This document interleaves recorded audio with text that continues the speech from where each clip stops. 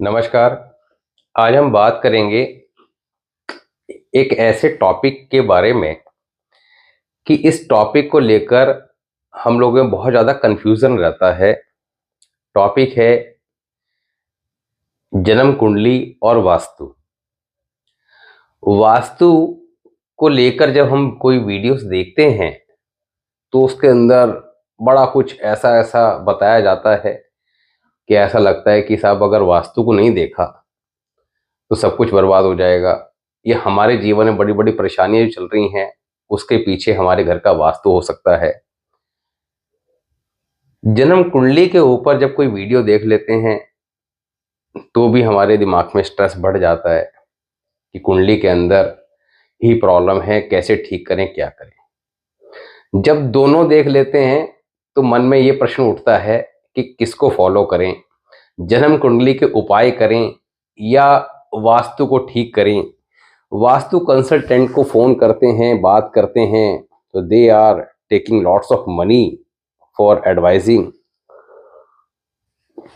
मेरे एक जानकार हैं, उन्होंने एक को फ़ोन किया तो उसको किसी ने 1 लाख बताए, किसी ने 51,000 बताए, किसी ने 40,000 बताए, ऐसे अलग-अलग चार्जेस थे। टाइम लगता भी है, ठीक है, किसी ने मेहनत करी है, तो हम ये नहीं कहते कि कोई गलत चार्ज कर रहा है, ठीक है, सबका अपना-अपना सिस्टम है। बट अब हम लोग जीवन में परेशान बहुत हैं, समझ में आ नहीं रहा, दिखाई दे रहा है, वास्तु की वीडियो देख ली कि वास्तु ठीक करना है, वास्तु तो कहता है कि साहब मकान चेंज कर लो, आपको इस डायरेक्शन के मकान में नहीं रहना, आपको इस साइड में किचन नहीं होना चाहिए, उस साइड में टॉयलेट नहीं होना चाहिए, इस साइड में ये नहीं उस अब ऐसा तो पॉसिबल है ही नहीं। क्यों? जैसा कि वास्तु में बताया गया है कि ब्रह्म स्थान खाली होना चाहिए, वहाँ पे कच्चा स्थान अवश्य छोड़ना चाहिए। This is not possible nowadays. अब करें क्या? तो अगर अपने घर को देखते हो दिमाग में ये स्ट्रेस आता है कि भई ये चीज़ें घटित हो रही हैं और ऐसा बताया गया है तो ये आगे देखने को मिलेंगी।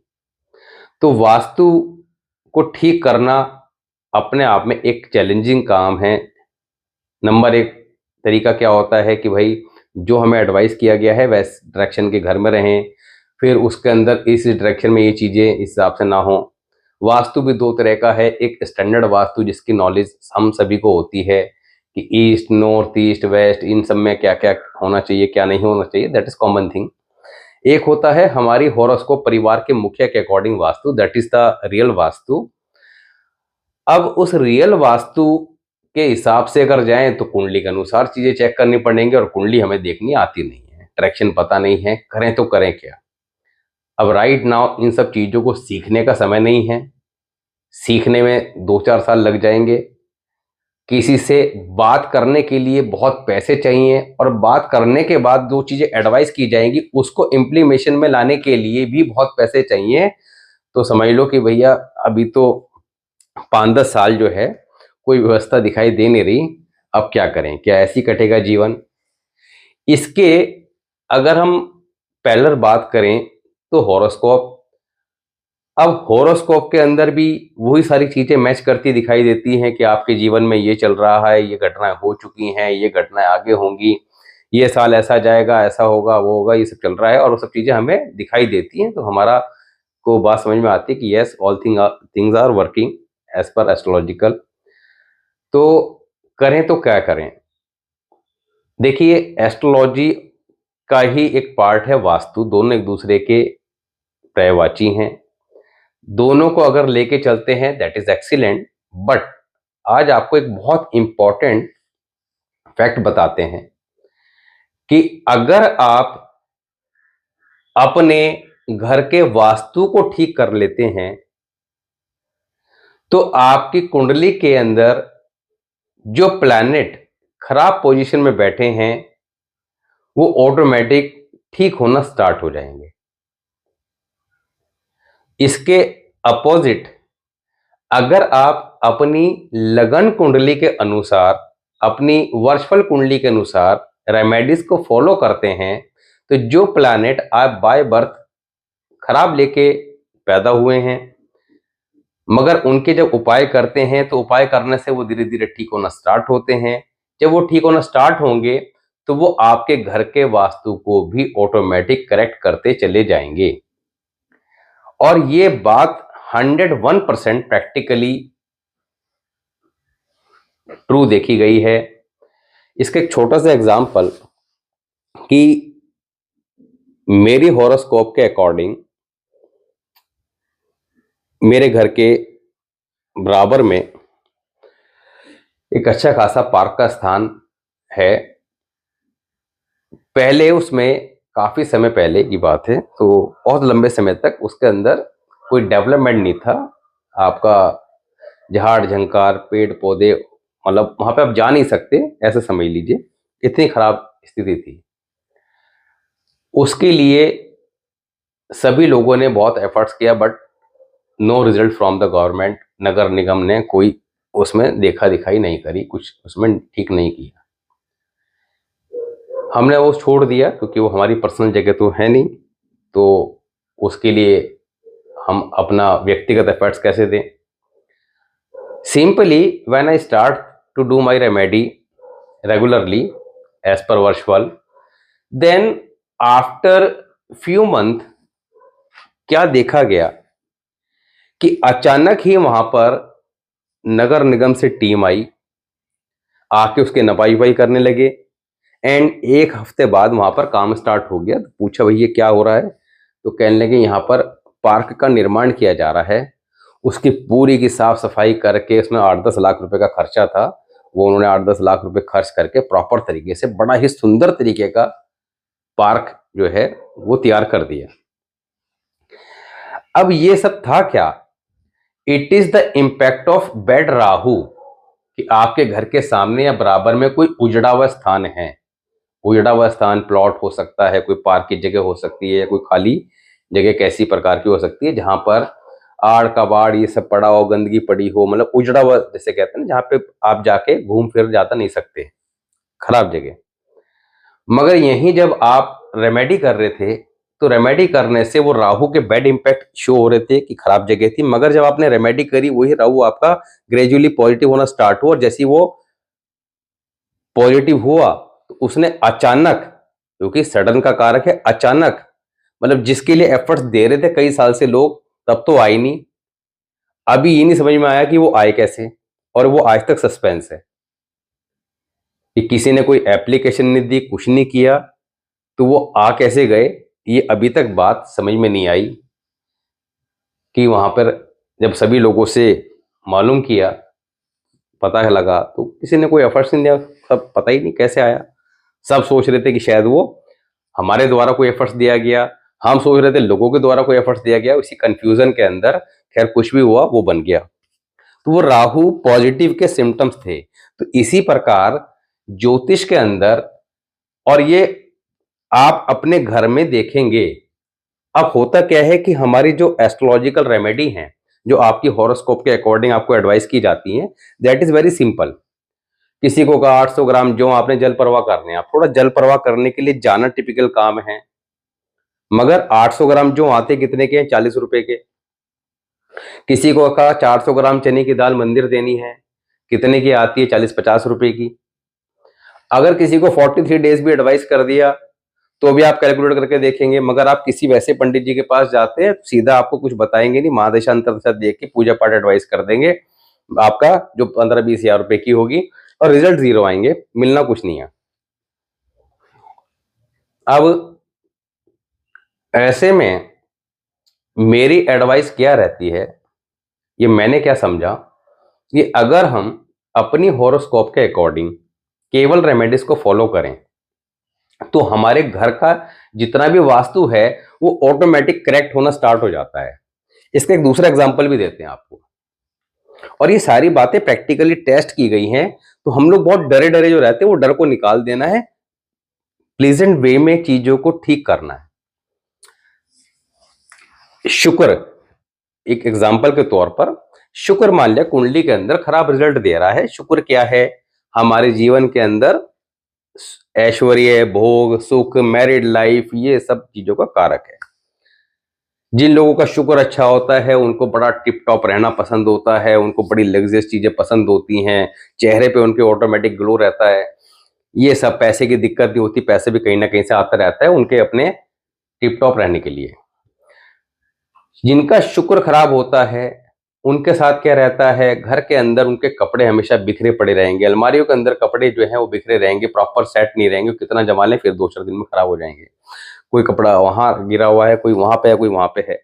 खुद भी वो वेल ड्रेस रहते हैं, यानी कि जो दिख गया वही पहन लिया, अरे घर में तो रहना है, अरे यहीं तक तो जाना है, वो इस तरह की फीलिंग आती है। अरे वो क्रीम पाउडर क्या लगाना, तो उसमें केमिकल होता है, ये होता है, मतलब इस तरह की आएंगी।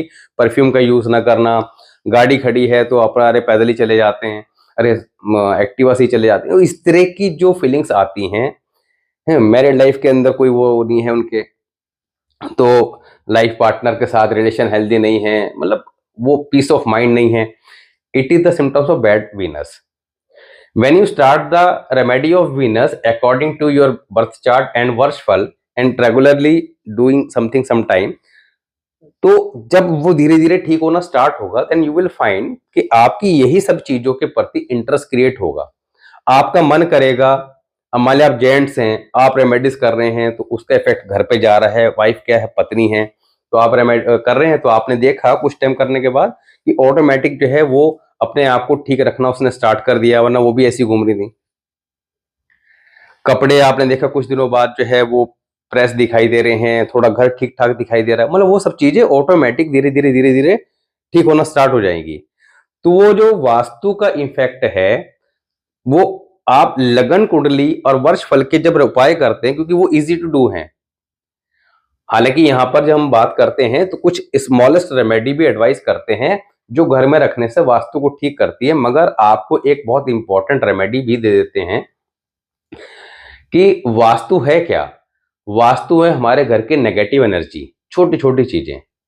नेगेटिव एनर्जी क्या है कि घर के अंदर जो है हमेशा एक सुगंधित वातावरण होना चाहिए, क्रॉसिंग हवा की प्रॉपर होनी चाहिए, तो खिड़की दरवाजों का वेंटिलेशन इसका ध्यान रखें।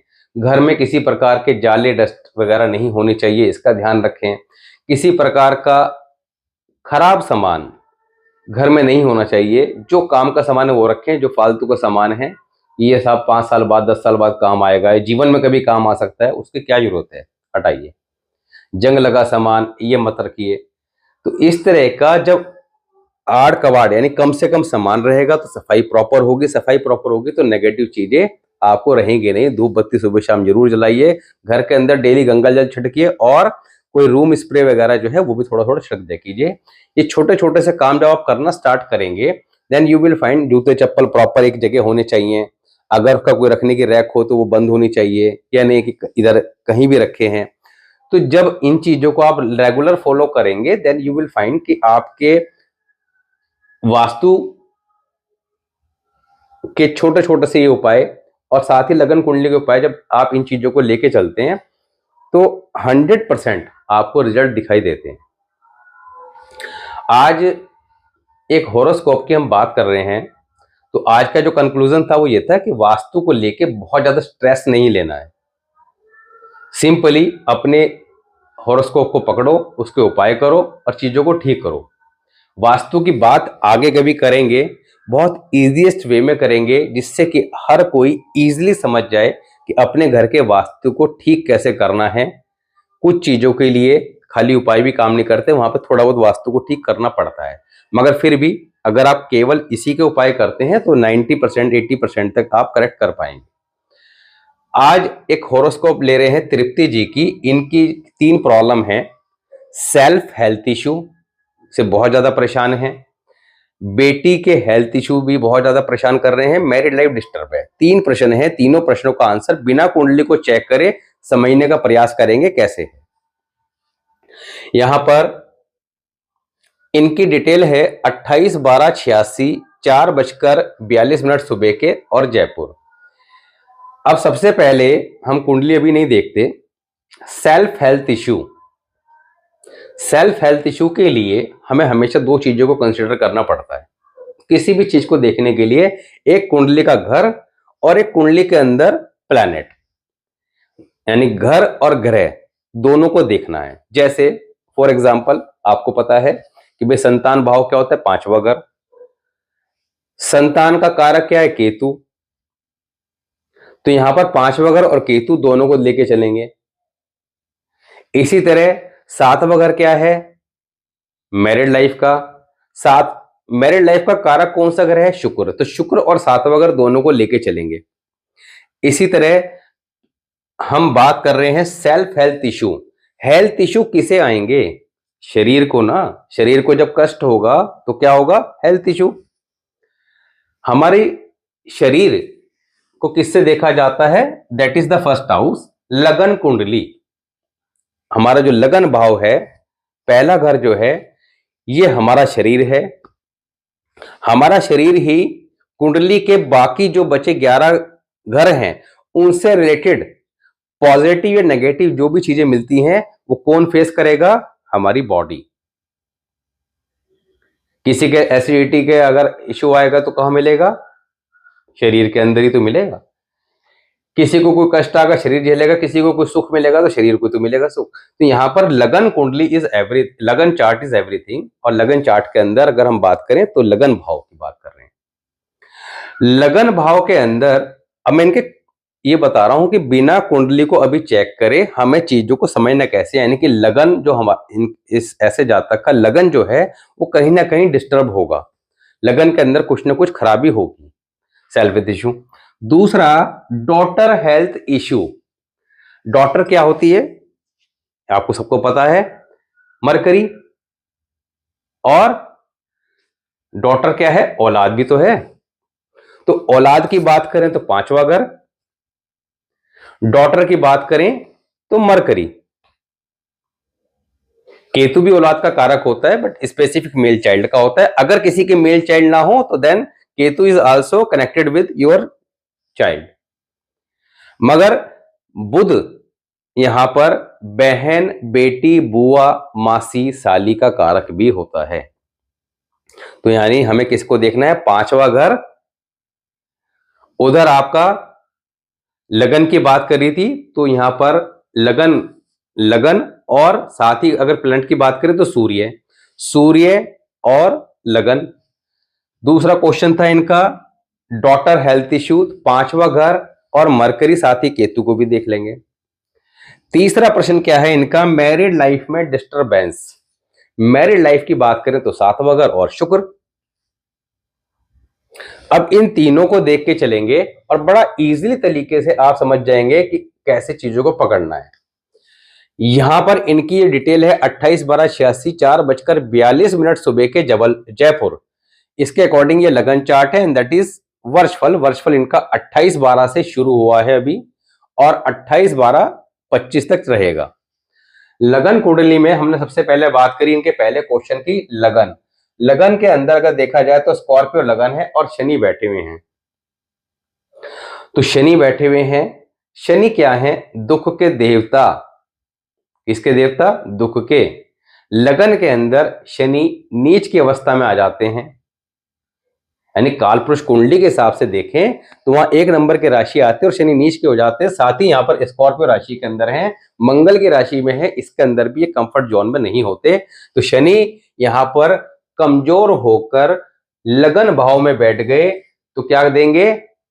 दुख देंगे। किसको देंगे? लगन को देंगे। लगन क्या है? शरीर। साथ ही हमने बात करी थी लगन की, दूसरे किसकी बात करी थी? प्लैनेट की। प्लैनेट किसको बात करी थी कि लगन के साथ साथ किसको देखना है? सूर्य को। सूर्य कहा आ गया? सेकंड हाउस में। शनि यहां पर सेकंड हाउस में शिफ्ट होगा। क्यों होगा? कंसेक्यूटिव हाउस के रूल के according, because Mercury is the friend of Saturn and Saturn is will be shift in second house. You may consider sun, Mercury and Saturn combination in second house. तो सूर्य शरीर हो गया, शनि दुख का देवता हो गया, तो यहां पर सूर्य को दुख देगा। अब सूर्य और भी चीजों का कारक है तो पिता का भी कारक है, पिता को भी दुख देगा। उसकी बात नहीं करते, अभी इनके प्रश्नों की बात करते हैं क्योंकि ज्यादा डिटेल में जाएंगे तो 1 घंटा इसी पे लग जाएगा। तो हमें बात समझ में आ गई कि लगन और सूर्य दोनों को शनि का इफेक्ट आ रहा है जिसकी वजह से परेशानी है। ठीक कैसे करना है भी उसकी बात करेंगे। सेकंड क्वेश्चन की बात कर लेते हैं, डॉटर्स हेल्थ इशू। अब डॉटर की बात करें तो यहां पर पांचवा घर, पांचवें घर की बात करें तो पांचवें घर में कौन से महाराज बैठ गए? राहु। राहु बैठ गए, संतान को लेकर परेशानी देते हैं थोड़ा सा, और पांचवें घर को कमजोर करते हैं। साथ ही पांचवा घर वीक हो गया। इसके अलावा किसको देखना है? बुध को। बुध कहां गया? सेकंड हाउस में। अभी आपको बताया कि शनि शिफ्ट हो गया सूर्य और बुध के साथ। शनि क्या है? दुख का देवता।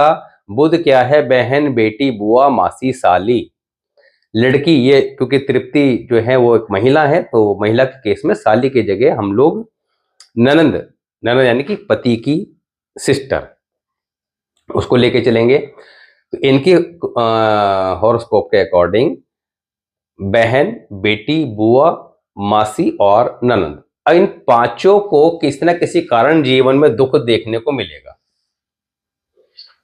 कोई ना कोई दुख लगा रहेगा। अभी हेल्थ के हैं, फिर आगे जाके कोई और दुख आ जाएगा। कोई ना कोई दुख जीवन में रहता है, हेल्थ का या मैरिड लाइफ वगैरह, किसी न किसी प्रकार का दुख रहता है। तो यहां पर इसका आंसर मिल गया। मगर यहां पर इनकी हॉरोस्कोप से जो रेमेडीज इनको एडवाइस की जाएगी, वो रेमेडीज तृप्ति जी को तो फायदा करेंगी, इनकी बेटी को भी करेंगी, मगर 10% ही करेंगी। क्योंकि the horoscope is just like A MRI report. इनकी बिटिया की भी अलग से MRI रिपोर्ट भगवान ने बना के भेजी है। उसको पढ़ के एग्जैक्टली पिक्चर क्लियर हो जाएगी, किस प्रकार का दुख जीवन में कब कब कैसे कैसे क्या क्या रहने वाला है, कैसे उसको अभी से लेके चलना है, कैसे ठीक करना है, ताकि आने वाले समय में उन चैलेंजेस को एडवांस में समझ के हम अभी से रेमेडीज करके कंट्रोल कर पाए, ठीक कर पाए।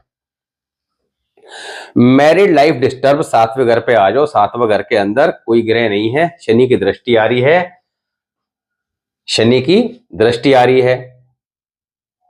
तो सातवां घर हो गया कमजोर और पीड़ित, क्योंकि खराब शनि की दृष्टि आ गई, तो दुख के देवता की दृष्टि आ गई, क्या हो गया?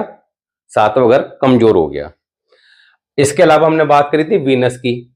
वीनस कहां पर है? 12th हाउस में। 12th हाउस में वीनस के लिए आपको एक स्पेशल रूल करा रखा है, और ये कई बार मैंने बता रखा है। स्पेशली मैंने एक पीछे वीडियोस हमने आप लोगों के साथ शेयर की थी, जिसके अंदर बात करी थी कि उच्च का शुक्र की सबसे बड़ी खराबी क्या है, ये उसका टाइटल था। तो 12th हाउस के अंदर शुक्र इनका तुला राशि में है, मगर नेचुरल अगर बात करें कालपुरुष कुंडली के अकॉर्डिंग तो उच्च की अवस्था में होते हैं। तो उच्च का शुक्र, 12th हाउस का शुक्र यहां पर जब भी किसी की कुंडली में होगा, या 12 नंबर के साइन में होगा, तो आफ्टर मैरिज हस्बैंड या वाइफ दोनों में से किसी एक के हेल्थ इश्यू डेफिनेटली देखने को मिलेंगे।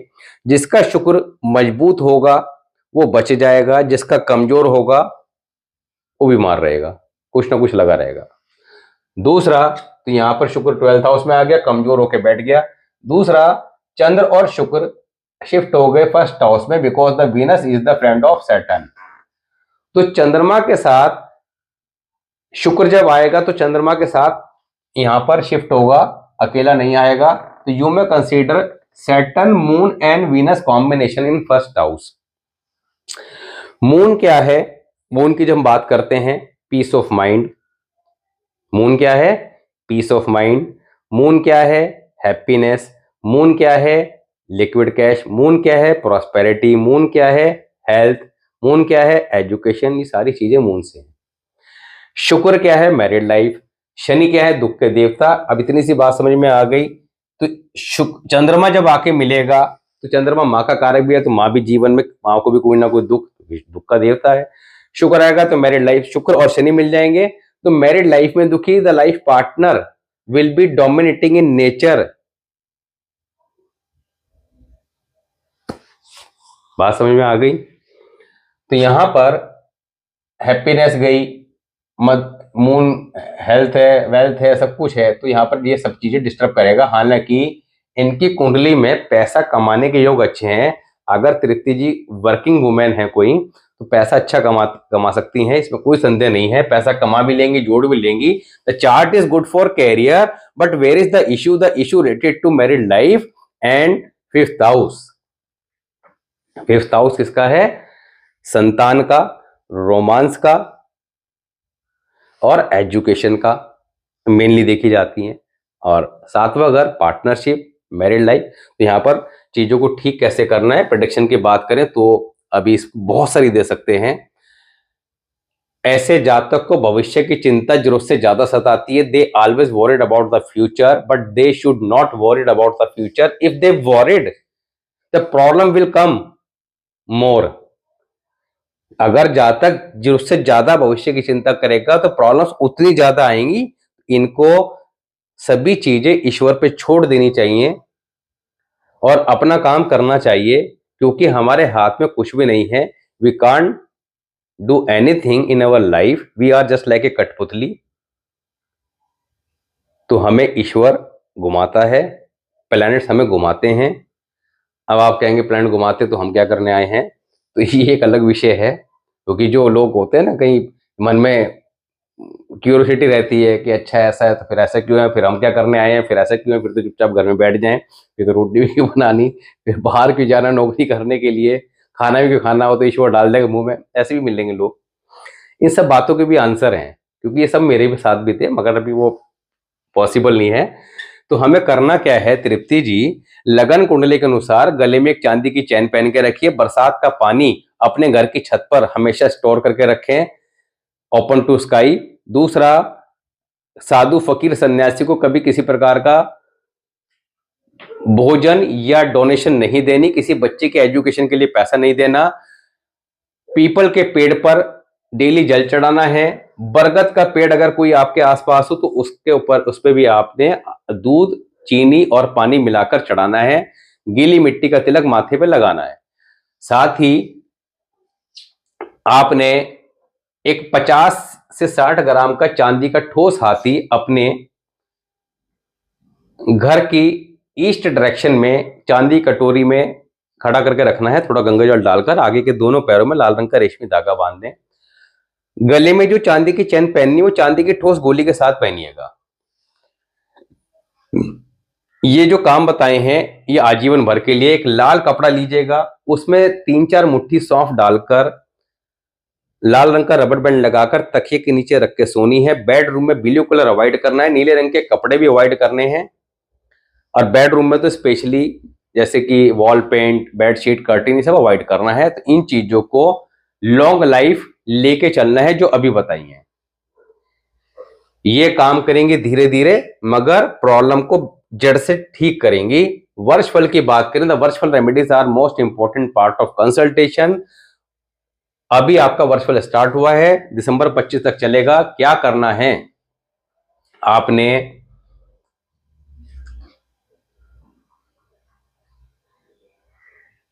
43 डेज 200 ग्राम चने की दाल, 43 डेज 200 ग्राम चने की दाल आपने बृहस्पतिवार शुरू करके मंदिर देनी है। ये करने के बाद फिर आपने 200 ग्राम पताशे हर मंगलवार मंदिर देते रहने हैं पूरे साल। डेली गंगा जल अपने ऊपर छिड़कना है। तीसरा, आपने सोमवार के सोमवार यंग गर्ल जो होती हैं उनको कोई व्हाइट चकोर बर्फी बांटनी है। शुक्रवार के शुक्रवार दही और कपूर मंदिर में देना है। ये सारे काम आपने करने हैं वर्षफल के अकॉर्डिंग। आपने जीवन में सेलिब्रेशन अवॉइड करने हैं, स्वीट डिस्ट्रीब्यूशन अवॉइड करने हैं। ये लगन कुंडली के अनुसार है आजीवन भर के लिए। जब जब सेलिब्रेट करेंगे, जितना बड़ा सेलिब्रेशन करेंगे, तब तब उतनी ज्यादा परेशानी, उतना ज्यादा दुख किसी न किसी प्रकार का आएगा। स्वीट डिस्ट्रीब्यूशन की बात है तो जैसे हम तीज त्योहार में मिठाई बांटते हैं तो डायरेक्टली मिठाई ना बांट के ड्राई फ्रूट्स, नमकीन वगैरह इनका इस्तेमाल करें। कोई और गिफ्ट पैक ले सकते हैं। सेलिब्रेशन में अगर कभी मिठाई वगैरह जरूरी हो, मतलब ट्राई टू अवॉइड, अगर जरूरी हो तो चुटकी भर नमक वगैरह डाल दिया करें। तो इस प्रकार ये करें। ये वर्षफल के जो उपाय बताए हैं ये आपने फॉलो करने हैं 28 दिसंबर तक। उसके बाद वर्षफल चेंज होगा, रेमेडी विल चेंज। जब आप ये उपाय लगातार करेंगे, साथ में इसको लेके चलेंगे, डेफिनेटली चीजें आपको ठीक होती दिखाई देंगी। दूसरी बात, बिटिया की बात करी तो बिटिया के लिए ईश्वर ने बिटिया का चार्ट भी दिया हुआ है। मैरिड लाइफ की बात करते तो मैरिड लाइफ किसी एक से नहीं चलती। If there is problem in your chart, definitely the problem will be can seen की इन योर हस्बैंड चार्ट, आपके हस्बैंड की कुंडली में भी वो प्रॉब्लम निश्चित तौर पर दिखाई दे रही होगी। तो मैरिड लाइफ एक ऐसी चीज है कि जिसकी रेमेडी दोनों करते हैं। संतान को लेकर समस्या है तो वो आपके पति की कुंडली में होगी, क्योंकि पहले से सब कुछ तय है कि आपका पति कौन आएगा, पति की पत्नी कौन आएगी, सब कुछ पहले से तय है। तो अगर आप बोथ अपनी अपनी रेमेडीज करते हैं, रिजल्ट आपको ज्यादा फास्ट मिलेंगे। तो ईश्वर आपको स्वस्थ रखे, ठीक करे, यही हमारी इच्छा है। अपने उपाय स्टार्ट कीजिए, और नेक्स्ट वीडियो में हम बात करेंगे एक स्पेशल टॉपिक के बारे में। उस टॉपिक के साथ साथ एक स्पेशल चार्ट को भी डिस्कस करेंगे। अपनी डिटेल इसी तरह डालते रहिए, चीज़ों को लोगों के साथ शेयर कीजिए ताकि सभी लोग चीज़ों को समय रहते समझ सकें। मिलते हैं नेक्स्ट वीडियो में, तब तक के लिए नमस्कार।